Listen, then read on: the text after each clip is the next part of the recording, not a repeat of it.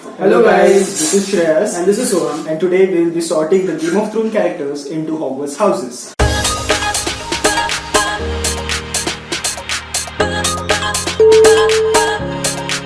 Now in Hogwarts, the sorting hat sorts the first years into 4 different houses, which are namely Gryffindor, Slytherin, Ravenclaw and Hufflepuff. All these 4 houses value certain qualities.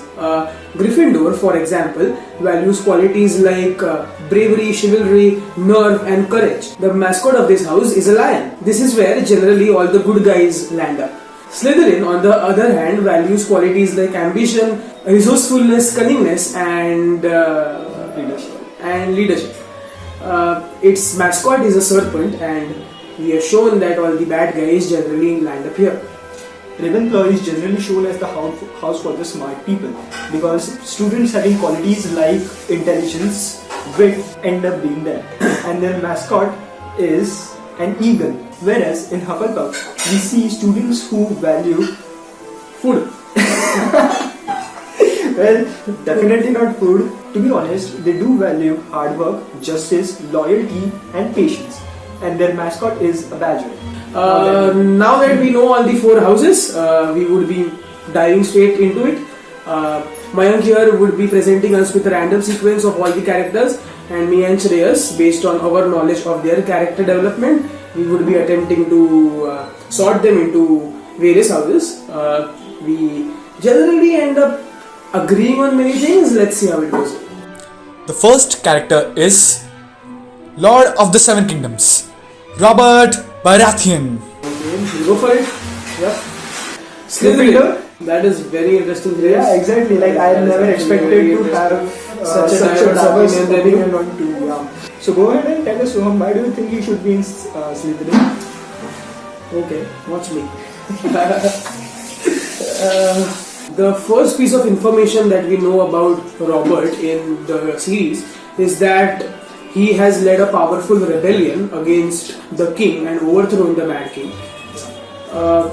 I feel a rebellion such as to overthrow the king of the 7 kingdoms requires a lot of qualities such as ambition and leadership. Yeah, certainly. Also, I feel that now just fast forward to the present Robert, which we get introduced in the first few episodes of the series. You see that he is the shadow of the man which he once was.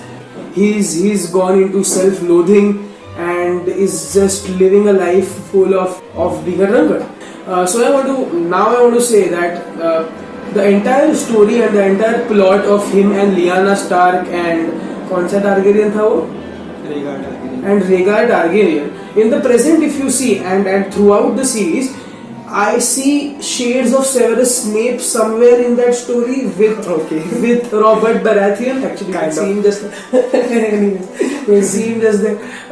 So that is one of the major reasons why I want to place him in Slytherin, because his one-sided love has caused him to do a lot of things which generally a good person won't do, which in your case a Gryffindor won't do. Like he orders the murdering of a young Daenerys Targaryen and her brother also.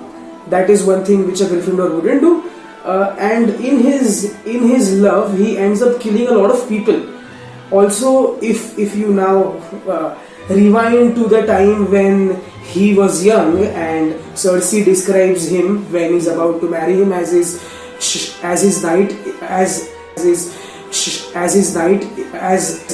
her knight in shining armor, and the way he treated him, like when he was mating with her, he used to always think that it was Lyanna Stark with whom he was mating. So that kind of behavior where he did not give Cersei her due because of this Severus Snape-like quality which he had, all these things eventually we end up seeing him during the last phases of his life, where he's lonely, where he's without any friends. Ned Stark is the only person who he could rely on. So overall, looking at the entire big picture, I would think I would put him in Slytherin. Okay. So based on both of our opinions, first of all, I would like to clarify that we both obviously don't think he's witty, cunning, and he does not have any Ravenclaw qualities. Not loyalty, of course. Yeah, and he just have basically no qualities of Hufflepuff as well, like hardworking. We have never seen him do his own work and never been loyal with anyone. So we are sure to eliminate at least Hufflepuff and Ravenclaw. So out of the two, the Slytherin and the Gryffindor, the reason why I chose Gryffindor was because, as you said, he led the rebellion, and in that particular rebellion, he was shown to be courageous, he was shown to be brave, as well as that particular rebellion was led only and only because of his nerves to overthrow and his ambition to overthrow the Mad King. Now I don't have to support me. That is not so. That is where he has shown his Gryffindor qualities. Now I do agree that he has shown leadership as well as his ambition, but that particular thing is only at his wartime abilities. Like we have seen that he is not a good king. He is not a good leader as a king. So definitely leadership is not one of his qualities. The wartime leading a troop, he could have become a lord of the command or something like that, but not the king. So that is where the leadership qualities of him get debunked.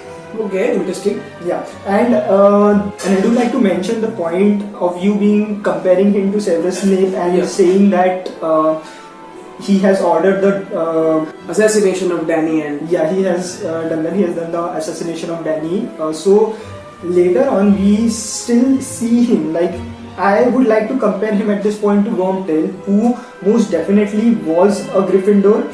And during his death time, he was the one who saved Harry Potter from the jail.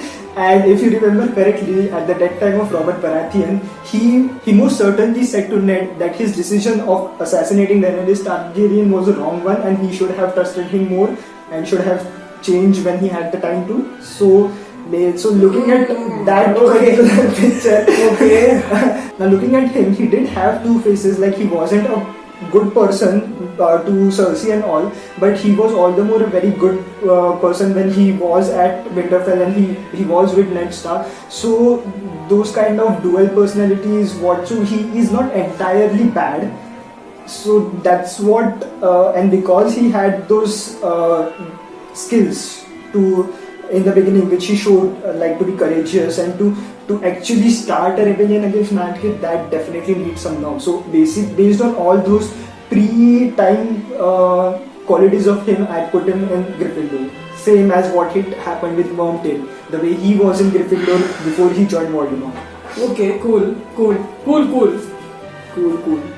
So this was very interesting. Yes. I cannot agree more.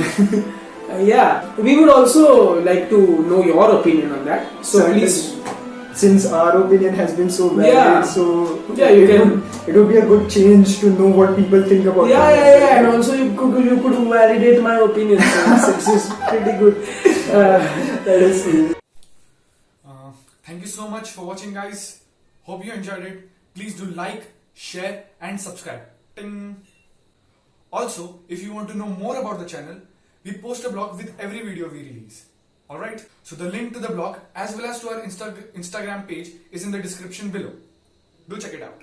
You can also visit the blog by clicking on the link which is here or here, somewhere on the screen. So